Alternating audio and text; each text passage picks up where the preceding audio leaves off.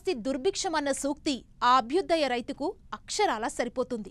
పట్టుదల, కృషి, నమ్మకం ఉంటే పుడమి తల్లి ఆదుకుంటుందని నమ్మి లాభాలను ఆర్జిస్తున్నారు తూర్పుగోదావరికి జిల్లాకు చెందిన ఓ కౌలు రైతు.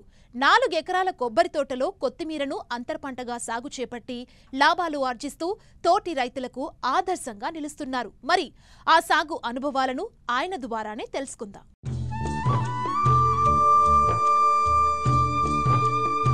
కొత్తిమీర వంటింటికి నిత్యవసర వస్తువు. ఏ కూర వండినా కొత్తిమీర వేయాల్సిందే. అందుకే దీనికి అన్ని కాలాల్లోనూ డిమాండ్ ఉంటుంది. చిన్న కట్ట కూడా ఒక్కోసారి 10 రూపాయల దాకా పలుకుతూ ఉంటుంది. వేసవిలోనైతే 20 రూపాయలు పెట్టినా దొరకని పరిస్థితి. అందుకే వ్యవసాయంలోనూ రైతులకు నిత్య ఆదాయం తీసుకొచ్చే పంటగాను గుర్తింపు పొందింది. 365 రోజులు సాగవుతూ కర్షకుల ఇంట కనక వర్షం కురిపిస్తుంది. కొత్తిమీర పంట 40 రోజుల్లోనే చేతికందుతుంది. అందుకే ఈ చిన్న ఆకుకూరను సాగు చేయడానికి రైతులు ఎక్కువ ఆసక్తి చూపుతూ ఉంటారు. ఈ కోవలోనే గత 30 ఏళ్లుగా కొబ్బరి తోటల్లో అంతర పంటగా కొత్తిమీరను సాగు చేస్తూ అధిక లాభాలు పొందుతున్నారు తూర్పుగోదావరి జిల్లా ఉండ్రాజవరం మండలం సత్యవాడ గ్రామానికి చెందిన రైతు సాధనాల రాము. ఈ కొబ్బరి తోటలోనే అంతర పంటలో కొత్తిమీర వేసాం. 4 ఎకరాలండి. ఈ చేను దున్నేస్తామండి. దున్నేసాకండి తెనియాలండి విత్తనాలు చల్లేసి తొడి కంపలాగుతాం. దుక్కులు మాత్రం 20 వేస్తామండి. తర్వాత 2వ తడికి మొలిచేస్తుంది. మళ్ళీ 3వ తడి మీద 20 మళ్ళీ వేస్తానండి. వేసాక మందులు కొట్ట ఏం కొట్టక్కర్లేదండి. శీతాకాలం కాబట్టి అండి తెగులు ఏమి రావండి. అసలు ఏ మందు కొట్టనండి. 40 రోజులకు కొత్తిమీర వచ్చేస్తుందండి. 5-6 రోజుల్లో పీకేస్తామండి ఎకరం చేను. ఇది 4 ఎకరాలు చేను అండి. ఇది 4 ఎకరాలు 20 రోజులు పీకామండి. 4-5 20 రోజులు అండి. దుర్గానండి బలరాం అండి ఈ చల్లుతామండి. 20 కేజీలండి. 2 బత్తాలు 20 అండి. అదండి మందులు మాత్రం నేను కొట్టనండి. కొంతమంది కొడతారు కానీ నేను కొట్టను. నాకు ఫస్ట్లోని కొత్తిమీర నేను 5వ తరగతి మానే కొత్తిమీర 5 కేజీలు కొత్తిమీర ఎట్టుకెళ్ళండి వెళ్ళంటే అమ్ముకున్నానండి. ఇంకా దీన్ని వదలలేదండి. నేను 6 నెలలు వ్యాపారం చేస్తానండి. ఉన్న రోజుల్లో వ్యవసాయం చేసుకుంటానండి. అంతే ఎకరానికి 35,000 అండి. అంటే 20,000 పెట్టుబడి అండి.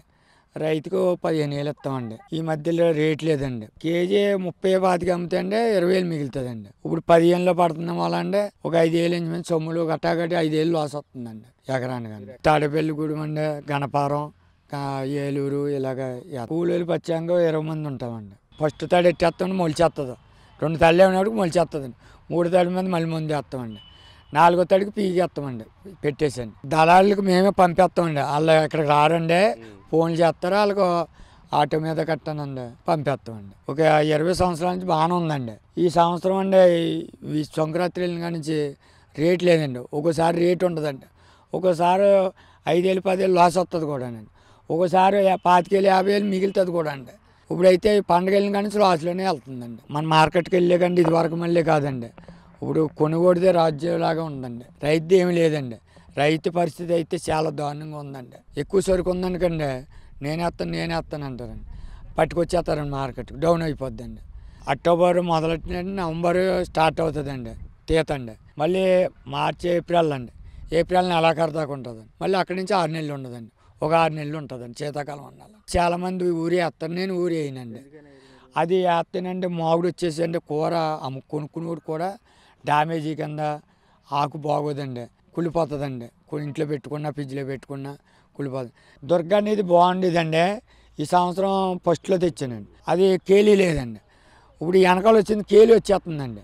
నేను ఫస్ట్లో తెచ్చిన వల్ల ఇప్పుడు మట్టి నా చేతిలో కేలీ రాలేదు. ఇప్పుడు వెనకాల కొన్న వాళ్ళు అన్నీ కూడా అండి పూత వచ్చేస్తుందండి.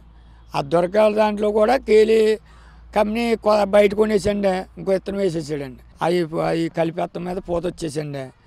ఈ సంవత్సరం అయితే దారుణంగా ఉందండి. అయితే నేను ముందు కొన్న మూల ఇత్తనం నా దాంట్లో రాలేదండి. సేంద్రీయ పత్రం కూడా ఉందండి. అది కొట్టక్కలొద్దు కూడా అండి. కొంతమంది ఏదో కొట్టేస్తారండి. వాళ్ళు చలిగాలి ఉన్నని చెప్పి కొట్టక్కలొద్దండి. మే నెల దగ్గరికి వచ్చాకండి పోత మట్టుకి పురుగు కడుతుంది ఉడికండి. అప్పుడు కొడతామండి. ఏప్రిల్ దాకా కూడా ముందు కొట్టక్కలొద్దు కూడా. నేనేంటంటే దీంట్లోనే పుట్టి పెరిగినట్టండి. ఫస్ట్ నుంచి బాగా దీనికి అనుభవం వల్ల నాకు ఎలాగ పావులు రావాలో అమ్ముకునేవాడు కూడా పావులు వచ్చేలా చేస్తానండి. కొనుక్కునేవాడు కూడా సంతోషంగానండి వాళ్ళు కూడా బాగుండేలాగా నేను దాన్ని పెంచుతానండి. తక్కువ నీటితో సాగయ్యే ఈ పంటకు చీడపీడల సమస్య కూడా తక్కువే. ఎరువులు కూడా అంతగా అవసరం ఉండదు. ముఖ్యంగా కొబ్బరి తోటలో కొత్తిమీర సాగుకు పెట్టుబడి తక్కువ. చేలల్లో మడులు చేయాలి, ఎరువులు ఎక్కువగా వినియోగించాలి. కొబ్బరి తోటలో ఎటువంటి పనులుండవు. అయితే మార్కెటింగ్ సమస్య లేకుండా చూసుకోవాలి. అప్పుడే అధిక లాభాలను పొందేందుకు వీలుంటుంది.